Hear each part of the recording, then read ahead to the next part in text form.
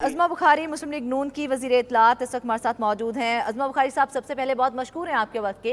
अज़मा बुखारी साहब, आज गुजरात से पुलिस ने 92 न्यूज़ के रिपोर्टर बिलाल सिकंदर को और इसके साथ साथ हमारे 2 कैमरामैन्स को गिरफ्तार कर लिया है।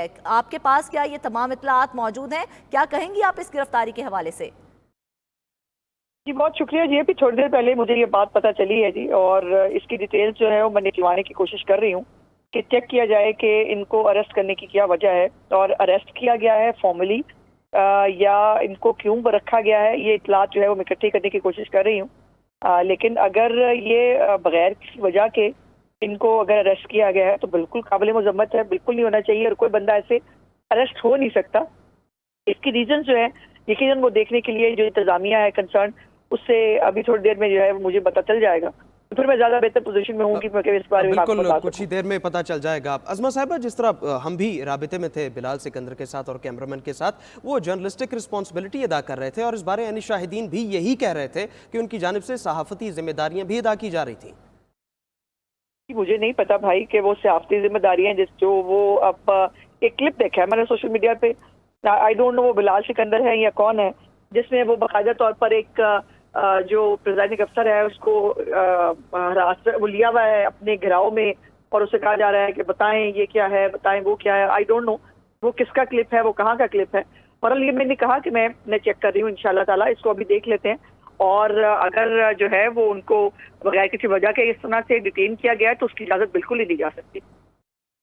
लेकिन अज़मा बुखारी साहिबा, अगर आप जिस तरह से कह रही हैं, आपने क्लिप देखा है, अगर प्रिजाइडिंग अफसर को घेरा हुआ है तो मालूमात इकट्ठी करना तो सहाफ़ी का काम है।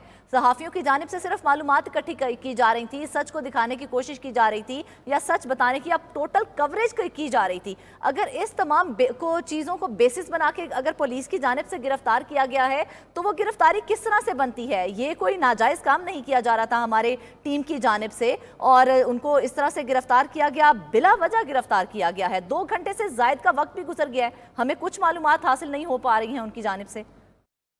देखिए, पहली तो बात यह है कि इसका फैसला ना आप कर सकती हैं ना मैं कर सकती हूँ, पहली बात।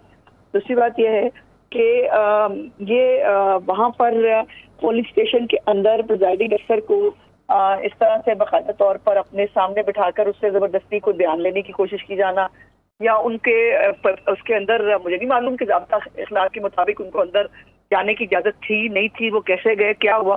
तो मैं इसलिए तो गुजारिश कर रही हूँ कि मुझे ये देखने की और चेक करने की जरूरत है कि इसके अंदर जिसने भी एक्सेस किया है यकीन वो गलत है, और एक्सेस ऑफ लॉ किसी की तरफ से हो, पुलिस की तरफ से हो, किसी की तरफ से हो, वो यकीनन उसको एक्सेप्ट नहीं किया जा सकता।